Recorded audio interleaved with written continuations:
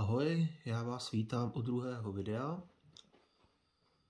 a chtěl bych vám položit otázku, na kterou třeba i odpovím, nebo ne. Uvidím ještě v tomhle videjku, jaký to bude. Každopádně otázka zní: žijeme v Matrixu anebo v realitě? Když se podíváme na ten film Matrix, tak v podstatě jsou propojený dva světy. Matrix je prostě udělaná počítačová fikce, kde lidé žijou obyčejnými životy a v podstatě je to jakoby náš svět, v kterým teď žijeme, v kterým se ocitáme v našich životech, ale je to opravdu realita? Takovej život, jakou máme teď? A nebo je to jenom fikce? Teď už to zní jako věřte, nevěřte, dobře. No. Ale zajímalo by mě váš názor. Do toho Matrixu chodili lidi, kteří se z něj odpojili.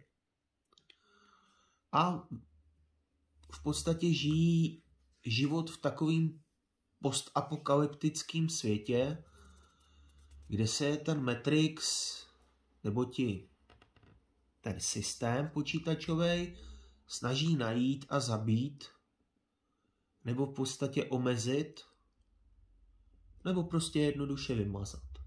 Protože jsou v podstatě hrozbou tím, že oni vstupují do té reality, která je navržená počítačem. Nebo takhle jsem to aspoň pochopil.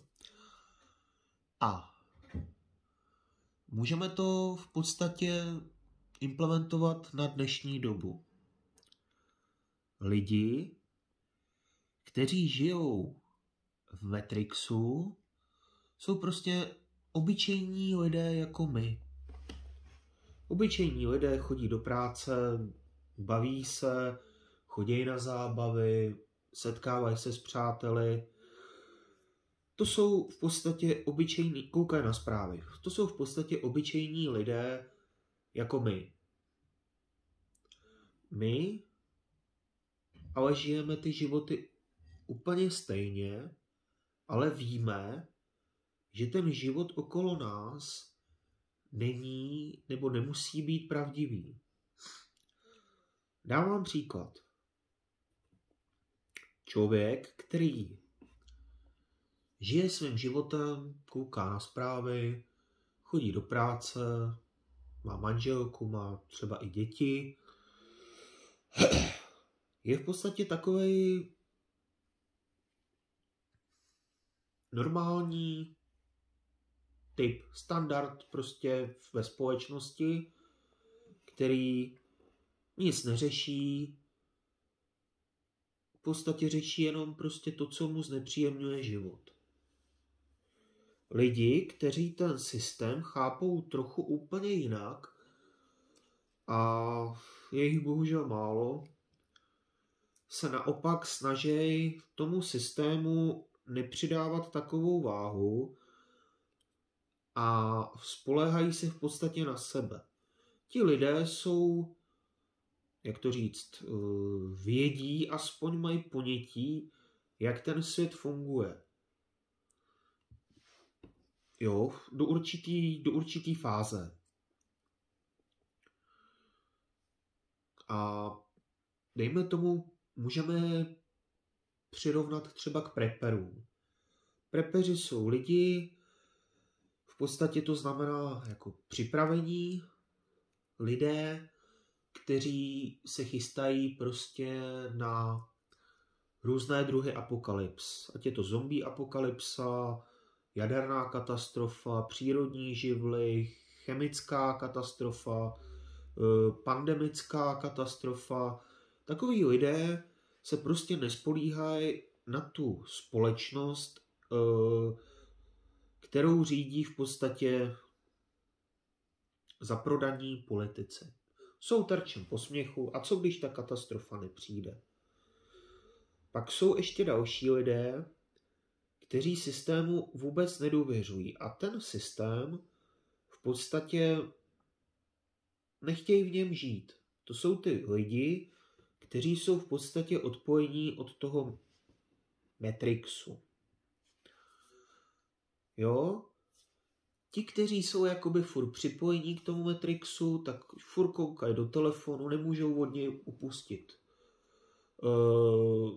V podstatě ho ani nechtějí pokládat, furt jenom koukají do mobilu. A tomu se v podstatě říká, nebo já tomu tak říkám, digitální otroctví. Že prostě trávíme na sociálních sítích, u televize prostě furt do sebe hrneme informace, které jsou v podstatě k ničemu. Tadyhle člověk hraje hry a furt kouká do telefonu. Jo, já ten telefon třeba ani na ty hry nemám. Já si tam prostě čtu články, které mě baví, stránky, o které se zajímám a nemusí to být čistě jako otroctví. Já bez toho telefonu klidně můžu fungovat. Dobře, i ten telefon bych nejradši někdy hodil, jak se říká lidově, za psem. Ale zpátky k tématu. A ti lidi, kteří jsou v podstatě i odpojení, tak oni v podstatě ten telefon de facto ani nepotřebují. Jo? Člověk, který nepotřebuje telefon, žije v souladu s přírodou, snaží se připravit na různé věci. Ti lidé prostě nevěří tomu státu a já se jim nedivím, já tomu státu taky nevěřím, protože v dnešní době, co dělá ta pětikoalice, to je prostě řízená likvidace státu elitami v pozadí. Jo? Supermarkety jsou plný, nikoho nic nezajímá. Lidi si myslí, že se svět prostě zbláznil a ono to tak má být. Oni prostě potřebují vyvolat paniku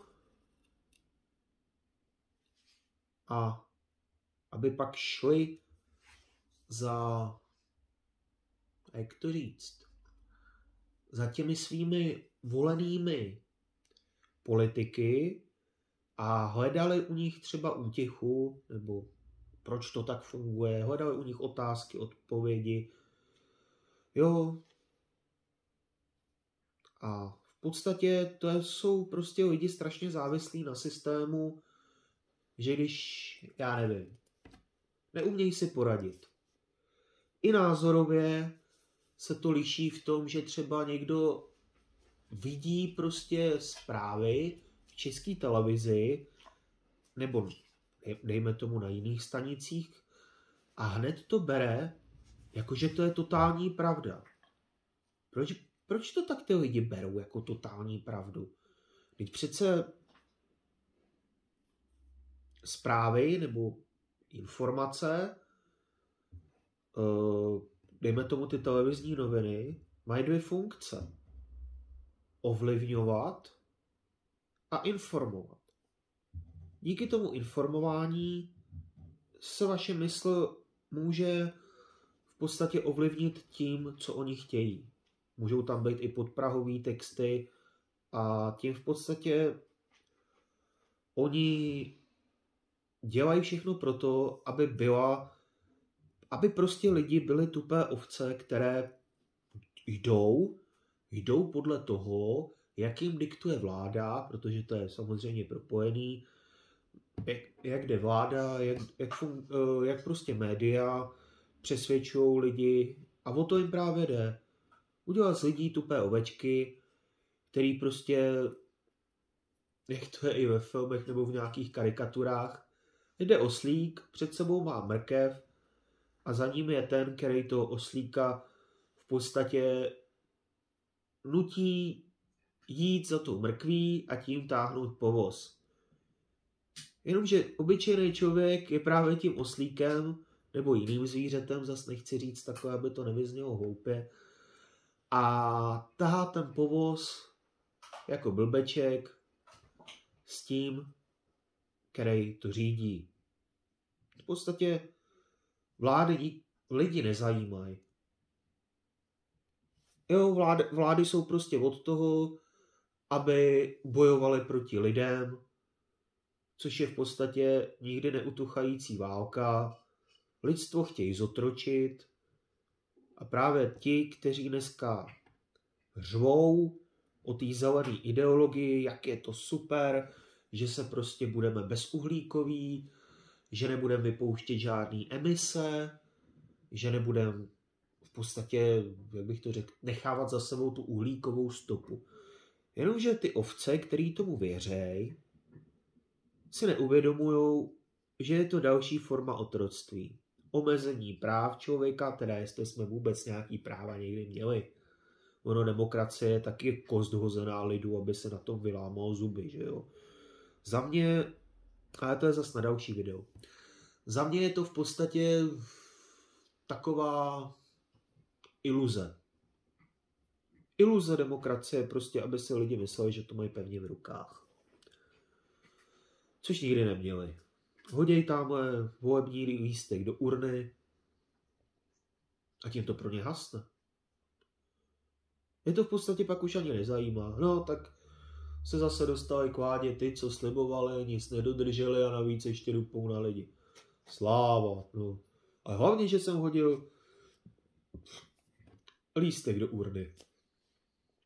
Dobře, já si teda přiznám, taky chodím volit, ale nejradši bych se na to taky vykašlal. Pro mě ty volby většinou, hele, ať je tam kdokoliv, tak stejně zase bude ovládaný elitama a nic se nezmění.